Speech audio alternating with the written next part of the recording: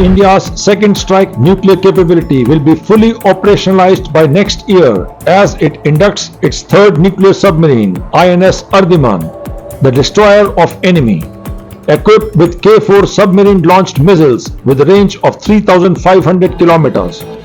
This will bring a significant portion of China within India's strike envelope, giving it a credible minimum nuclear deterrence.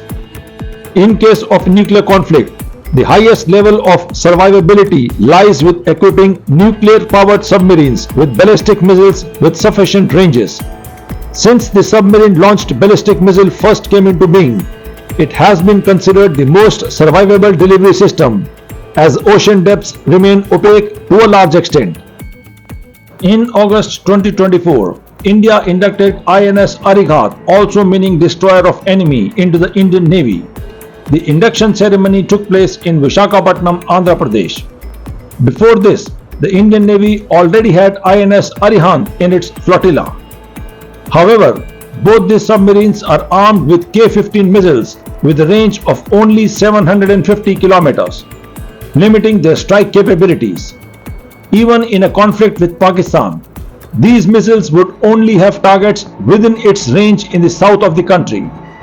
These are the first indigenously developed short-range submarine-launched ballistic missiles, or commonly known as SLBMs. Hello and welcome to News Affairs. Before we proceed further, we request our viewers to please subscribe this channel if you have not yet subscribed. If you find the video informative, please like and share the video. The developers have to overcome significant challenges like the underwater vertical launch system, which is among the most sophisticated and complex weapons since it demands stability, speed and accuracy in two mediums, water and atmosphere. INS Aridaman is slightly larger with a load water line measurement of 125.4 meters compared with 111.6 meters of the 6,000-ton INS Arighat, the lead boat in this class. The submarine will be able to carry twice the number of submarine-launched ballistic missiles than its predecessors. After INS Aridaman, the Indian Navy plans to construct another SSBN, which will be codenamed S4. The induction of S4 will greatly boost India's nuclear deterrence. The lack of at least 3 operational submarines means that the submarines are primarily in and out of the harbor without maintaining constant atomic deterrence. A nuclear-powered attack submarine, or SSBN, guarantees survivability of nuclear retaliatory capabilities. With its long coastlines and peninsula, the SSBNs can remain hidden in ocean depths during the conflict to ensure the survival of second strike capabilities. For nuclear deterrence, one submarine always needs to be on patrol. If Arighat is in and out of the harbor, it is not exactly a deterrent. In addition to the nuclear ballistic missile submarine, the Indian Navy has been seeking acceptance of necessity from the government to build 2 nuclear-powered conventionally armed submarines, or SSNs. The force does not have a single SSN in its fleet so far. Nuclear-powered submarines are so critical for the Indian Navy to match the growing power of the PLA Navy that the latter has reportedly shelved its plans to build 65,000-ton indigenous aircraft carrier IAC-2 in favor of the SSN project. Nuclear-powered conventionally armed submarines, or SSNs, are game changers. They are powerful platforms with stealth and unlimited endurance.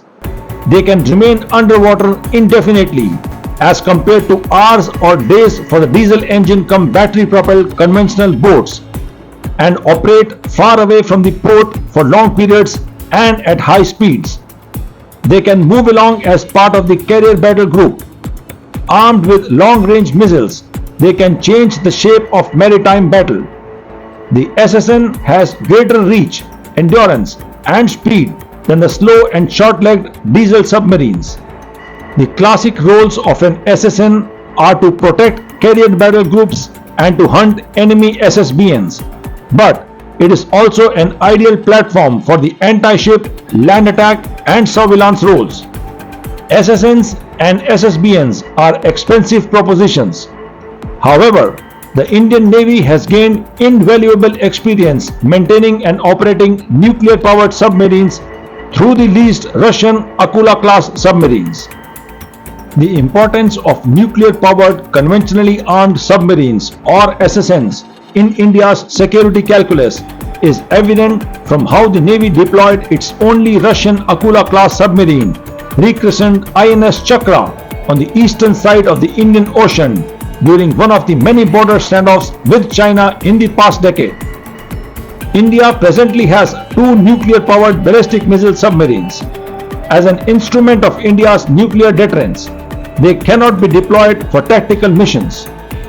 That is where the nuclear-powered conventionally armed submarines come into play to counter numerically superior navies.